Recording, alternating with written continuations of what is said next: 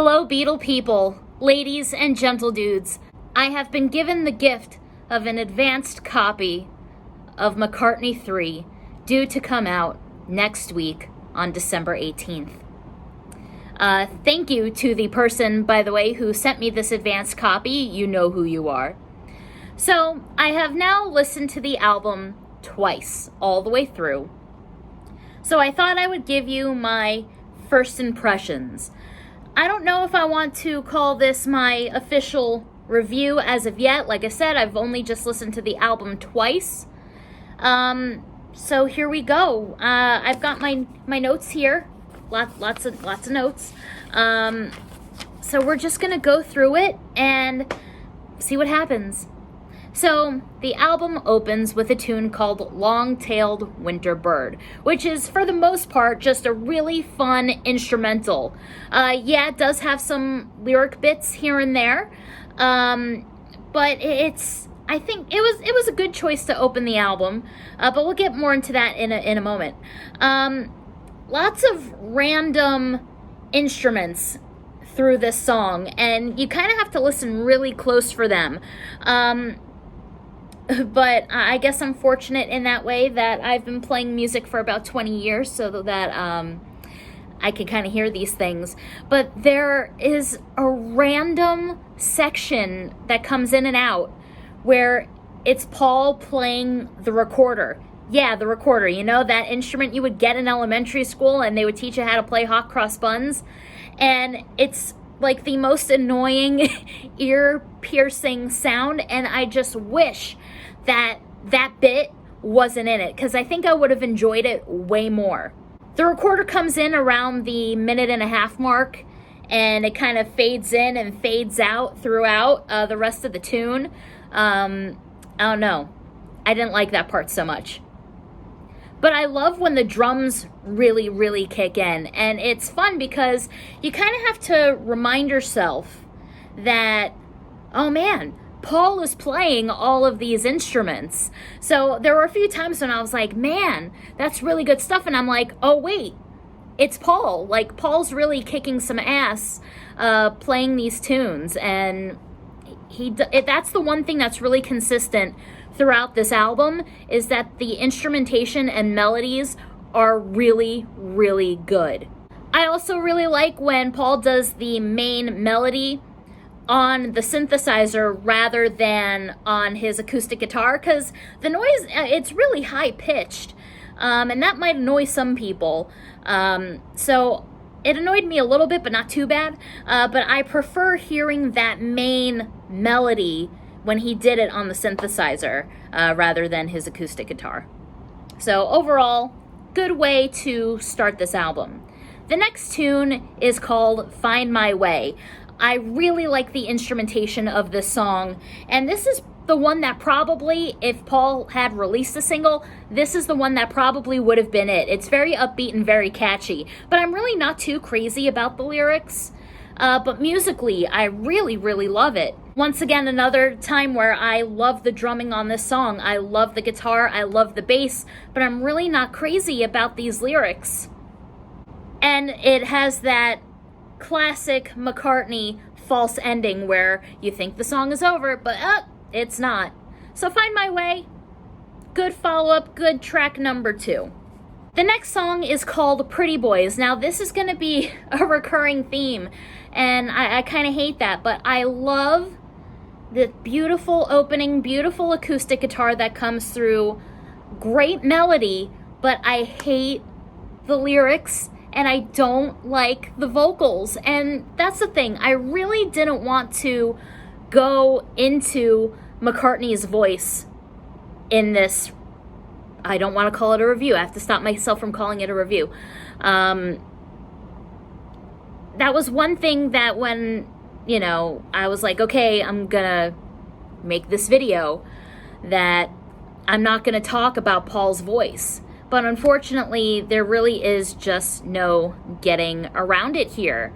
I think back to 2018, I don't think I mentioned Paul's voice very much at all when I reviewed Egypt Station, but I could be wrong. I also haven't watched myself do that review since I did it.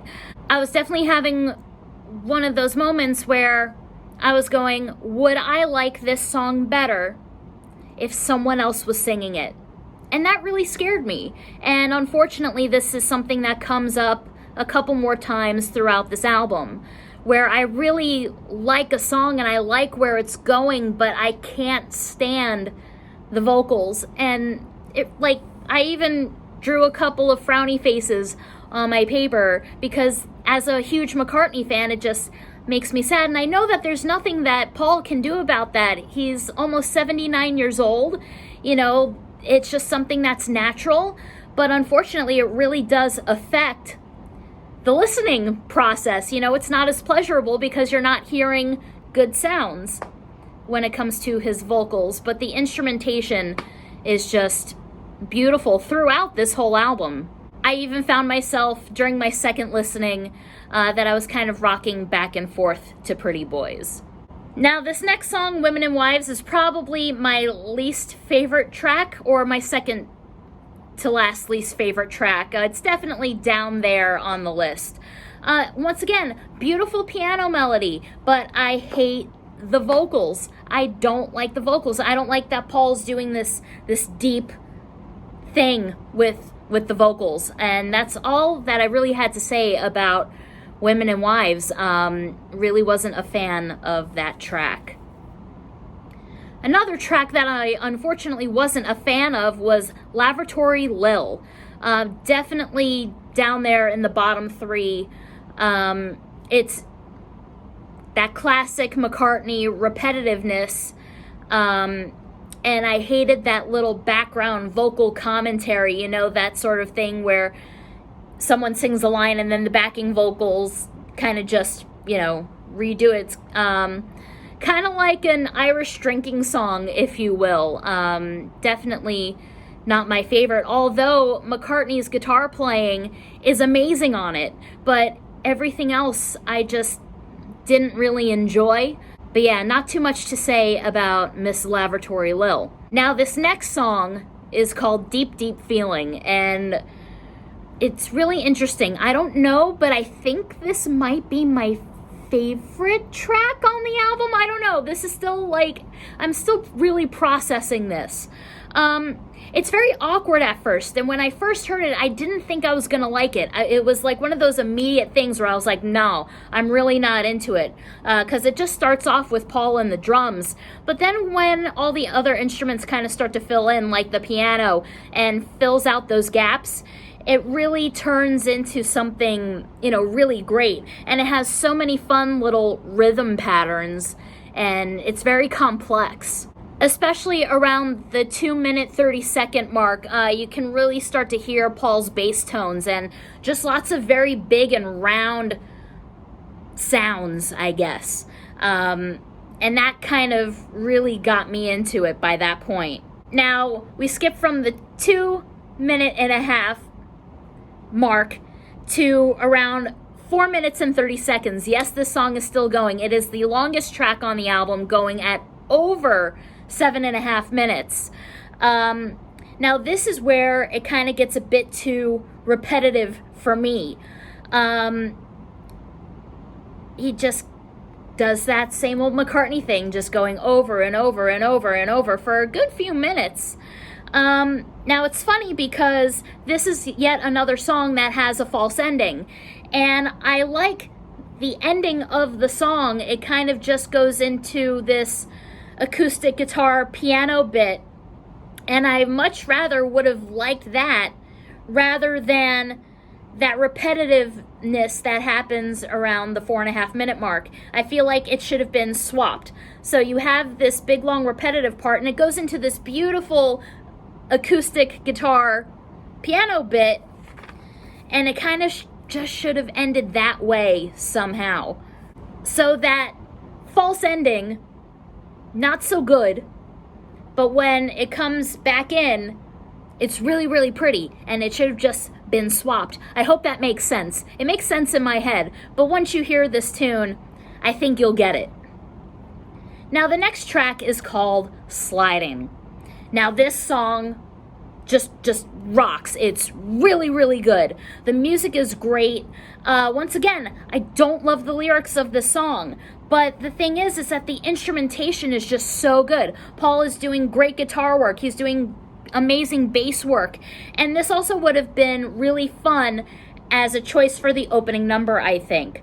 I do like Long-Tailed Winterbird as an opener, but this would have been a really, this is a close second for what could have been the opening track to this album. Very upbeat, very fast, and the song just rocks. It's a good rocker.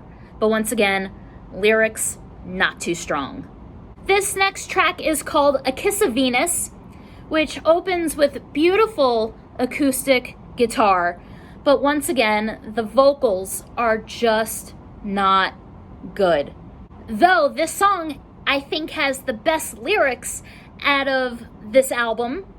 It's just, unfortunately, it just doesn't sound good, you guys. It doesn't sound good. And once again, I wrote this down with a sad face. I hate that I'd like this better if someone else was singing it. It's a great song, but it's just not performed well.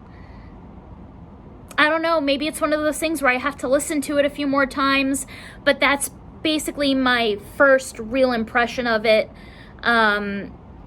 And also, there's a great little Wurlitzer solo at the end. I don't know if it's a Wurlitzer or a Mellotron, some sort of synthesizer, but it kind of reminded me of Piggies. Let me know if I'm not the only one who thinks that. The next track is called Seize the Day. Now, I wrote here that it's the most upbeat, Beatles-sounding song on this album. Very peppy. Also, I feel like this is McCartney's best vocal performance on the album, and the song is also just very short and sweet and to the point. Yeah, it's kind of like, when I was listening to it, I kind of imagine it being like in a movie, like in some random sequence where someone's happy and picking flowers or something weird and random like that. But I like this song. This is probably up there on the list for me. Now, this next track is the total opposite of how I feel. It's called Deep Down. Now, when I first listened to this song, my first listen, I only got to the 2-minute mark and I skipped it. I just had to skip it. It's just so bad. The lyrics are just awful, and it's another repetitive McCartney tune, and it's just overkill. And I really couldn't get past 2 minutes of hearing the same thing over and over and over and over and over. And the second time I listened to it, I got a little bit farther, but I didn't make it to the end. Definitely not my favorite track on this record. Definitely skippable. And that's the first and only time I'm saying that this one is really skippable. Like, you don't need to listen to this tune. Now, the album comes to an end on a song called When Winter Comes. Now, it's really cool because it has a little reprise at the beginning of Winterbird from the very beginning, the opening track. And I guess Paul is just really into these, concept albums, even though this totally isn't a concept album, but I don't know, it's very Sgt. Pepper-esque to have that beginning and then a little snippet of it right there at the end. And of course, he did that with Egypt Station. Now this song, so let me backtrack. So this song actually has been around for a while, and I was unaware of that until about a month ago, when I first heard that tracks from McCartney III were leaked. This was the first song that I heard. And when I heard it, I went, holy shit, this song is amazing. Paul sounds amazing. Like, this is unbelievable. Like, this is going to be so much better than Egypt Station. And then I found out that this is a previously unreleased track from back in 1992. And I was really, really disappointed. I was like, man, it really broke my heart. But this is on the album, so I will treat it as such. This is definitely the best tune on the entire record, without a doubt. It's very reminiscent of the original 1970 McCartney, beautiful acoustic guitar, beautiful lyrics, and you know what? McCartney sounded pretty damn good back in 1992, if I do say so myself. Without a doubt, best track on this record, but then it also makes you really sad because, damn, a song from 1992 is the best track on this album that's coming out in 2020. So there's that. Well, my friends, we have gotten through my first thoughts of the brand new McCartney III. I hope you guys enjoyed this little... God, I don't want to call it a review. I really don't want to call it a review. But my first listening, my first taste, I hope it gets you excited for this record. There are definitely some good points on here, but there are also some really, really bad points on here. Musically, this album is fantastic, and it shows that even at 78 years old, this man is still a genius. His melodies are outstanding, and he can really write beautiful, beautiful music. But that lyrical touch, unfortunately, isn't really there anymore. I don't know, it's just missing that oomph. But maybe my mind will change after listening to it more and more. Who knows? Like I said, I've only listened to this album 2 times. But overall, I enjoyed the experience of listening to McCartney III. And I hope you guys do the same. And until next time, as always, peace and love. See ya.